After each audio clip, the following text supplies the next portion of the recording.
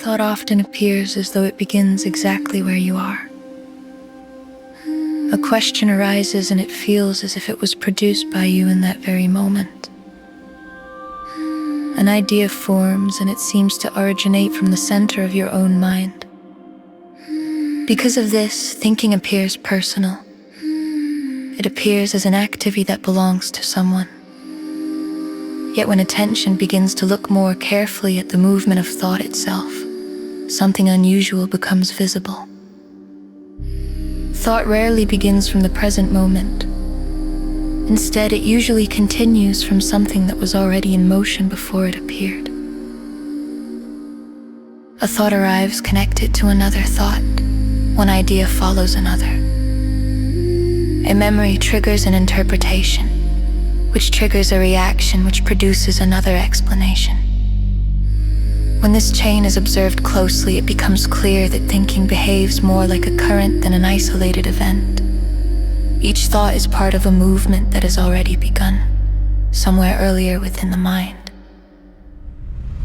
For most of life, this movement goes unnoticed.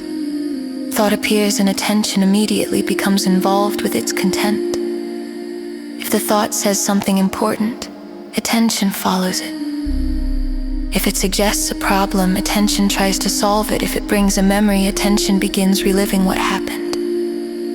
In this way, the mind is constantly occupied with what thought is saying, rarely pausing to look at how thought itself is moving. But if observation shifts slightly, the structure of thinking begins to reveal itself. Instead of focusing on the meaning of each thought, attention can watch how one thought gives rise to another.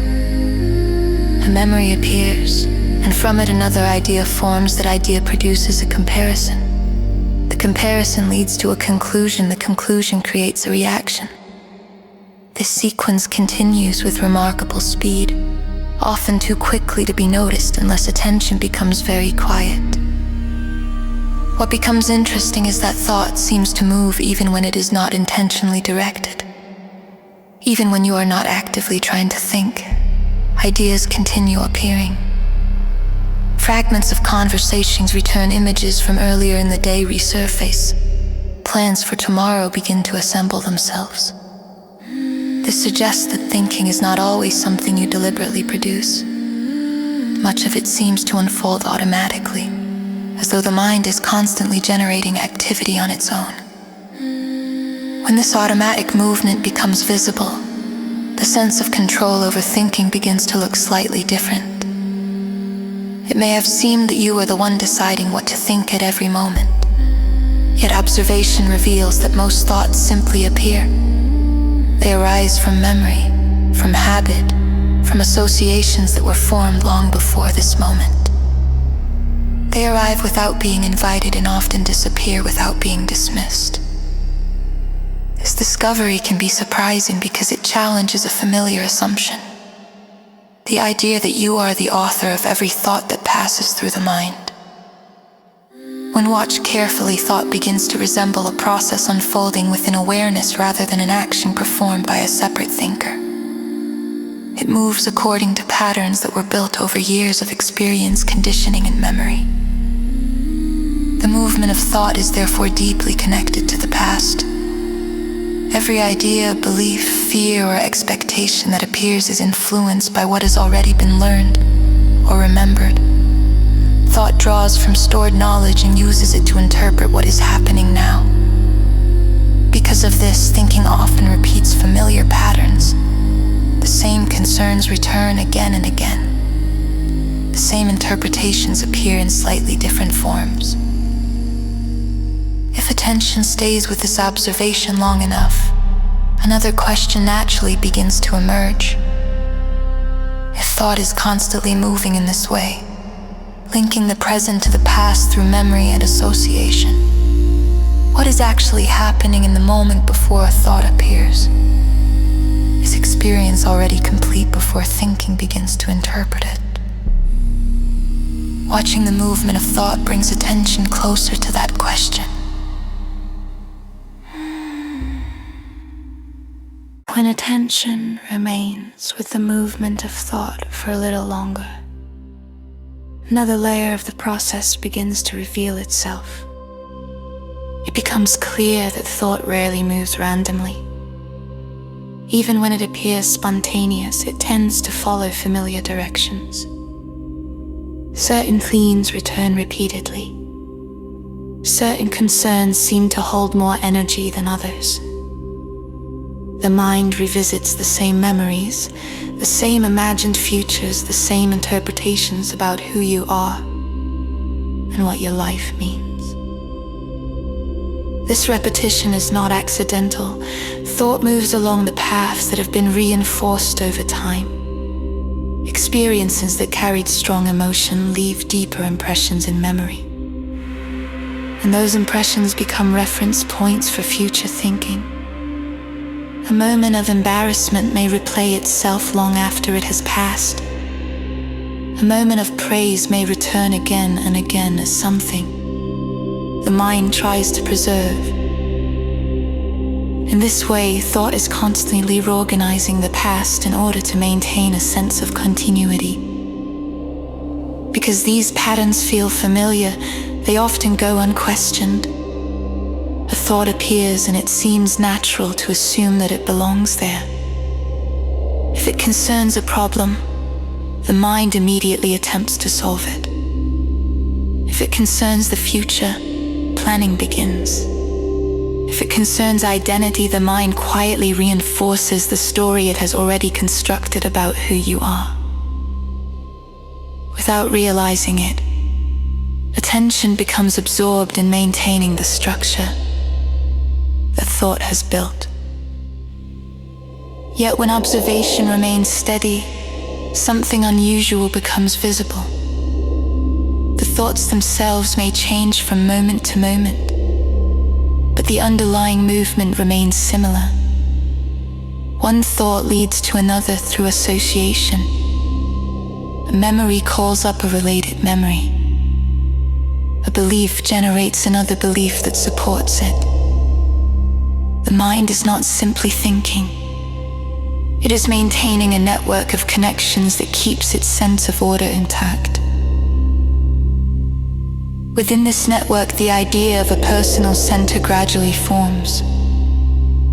Because thoughts often refer to the same subject. Your past, your experiences, your concerns.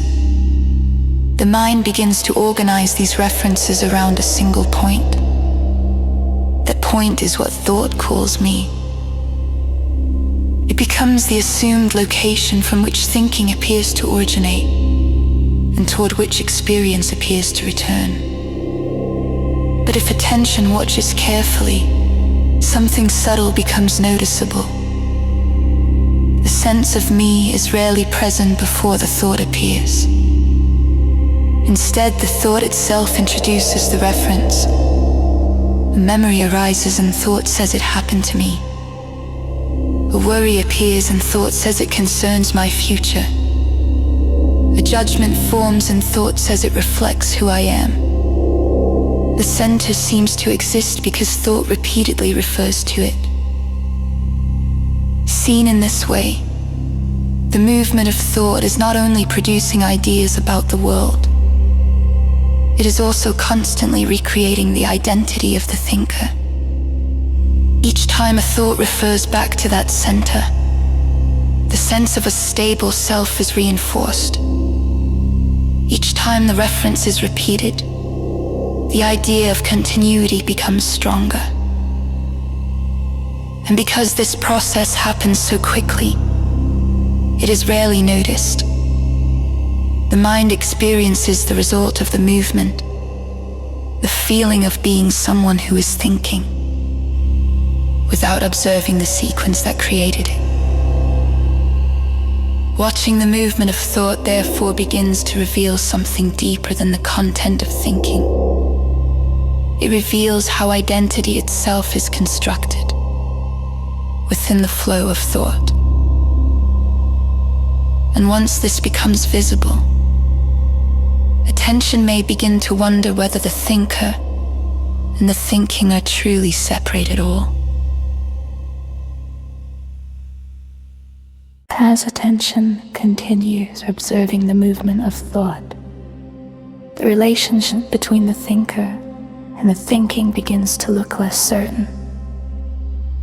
For most of life, it appears obvious that there is someone who produces thoughts. The feeling is simple and immediate. I am here, and thoughts are something I generate. When a question appears, it seems natural to assume that you asked it. When an idea forms, it feels as though you created it. The sense of authorship appears unquestionable. Yet careful observation begins to complicate this assumption. Thought often arrives before any deliberate intention to think has taken place. A memory surfaces unexpectedly. A judgment appears about something that was just seen.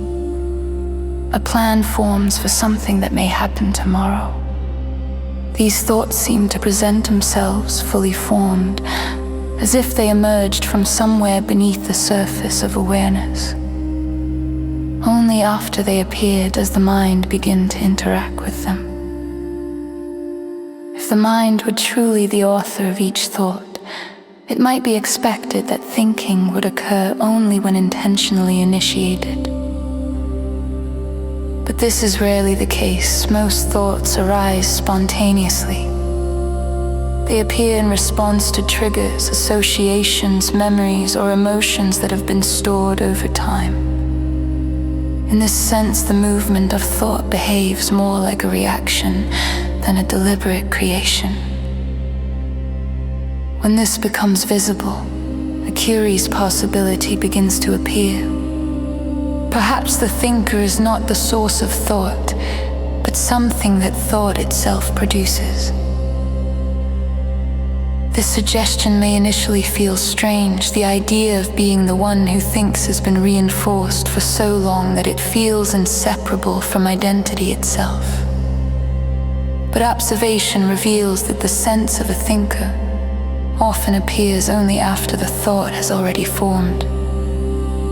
A thought arises, and almost immediately another thought comments on it. I am thinking about this. In that moment, the mind creates a relationship between a supposed thinker and the thought that has appeared. But both elements are thoughts. One thought contains the content. The other thought introduces the sense of ownership. Together they create the impression that a thinker exists behind the thinking. Once this pattern becomes visible, attention may begin to notice how frequently it repeats. A concern appears and another thought says it is my concern. A decision arises and another thought says I made that decision. A memory appears and another thought says it belongs to my past. In each case, the structure is the same. The thought appears first and the sense of ownership follows immediately afterward. Because these two events occur almost simultaneously, the sequence is rarely detected. The mind experiences the finished story rather than the process that produced it. It feels as though the thinker has always been there, directing the movement of thought.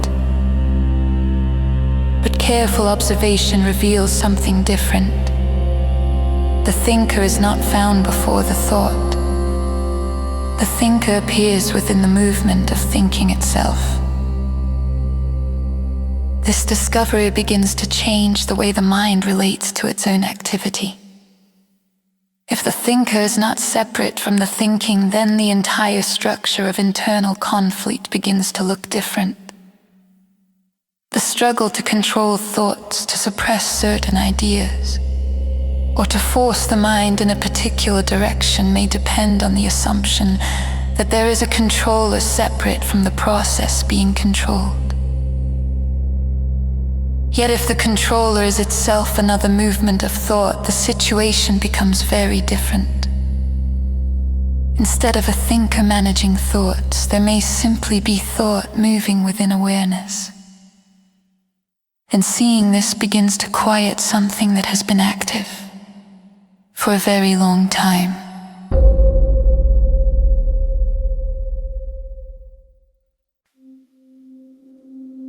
When this becomes clear, the struggle between the mind and its own thoughts may begin to look very different. For a long time, it may have seemed necessary to manage thinking in order to maintain clarity. Certain thoughts were considered useful and welcomed. Others were seen as distractions or problems that needed to be removed. Much of inner effort was spent trying to guide the mind towards what felt correct, while pushing away what felt disturbing. But if the thinker itself is part of the same movement, the structure of this struggle begins to dissolve. The thought that says a particular idea should not be there is itself another thought appearing in response to the first. The attempt to control the mind becomes another expression of the same process. It is trying to manage. In this way, the conflict inside the mind begins to resemble a circle rather than a solution. One thought attempts to dominate another, which creates a reaction that produces further thoughts. Seen from this perspective, the mind has been attempting to solve the movement of thought with more thought. This does not mean that thinking is a problem that must be eliminated. Thought has an essential role in practical life. It organizes language, builds knowledge, solves technical challenges, and allows communication between people. In these areas, the movement of thought is extremely valuable. Without it, many aspects of daily life would not function. But the same mechanism that is so effective in practical matters often extends into areas where it may not be capable of bringing resolution. Thought attempts to explain emotions. It tries to define identity. It searches for conclusions about meaning, purpose, and security. Yet these questions rarely reach a final answer through thinking alone. Each explanation tends to generate another interpretation. Each solution creates new questions. The mind remains active, attempting to bring clarity through a process that constantly recreates the very uncertainty it is trying to resolve. Watching the movement of thought reveals that the mind may be caught in an endless attempt to organize experience through ideas. When something uncomfortable appears, thought tries to interpret it. When confusion arises, thought searches for explanation. When silence appears, thought attempts to describe it. In this way, the mind remains active even in moments when no immediate problem exists. But as this entire process becomes visible, something unexpected may begin to happen. The urgency behind thinking may start to soften. Not because the mind has forced itself to stop thinking, but because the necessity of constantly interpreting experience begins to feel less convincing. Thoughts may still appear exactly as before, yet the impulse to immediately follow them may weaken. This change does not come from discipline or control. It emerges naturally from observation. When the movement of thought is seen clearly, it no longer carries the same authority it once did. It becomes one activity within awareness rather than the center of experience itself. And within that shift, the mind may discover something it rarely encounters. A moment in which thought does not need to continue. When the urgency of constantly following thought begins to soften, something subtle starts to become noticeable. For a long time, experience may have seemed inseparable from thinking about it. A sound appears and almost immediately the mind names it. A sensation arises and thought explains what it means. A moment unfolds, and the mind begins describing it internally. This movement is so familiar that it often feels inseparable from perception itself. But when attention stops chasing each thought as it appears, perception begins to reveal a different quality. Experience is still unfolding exactly as before.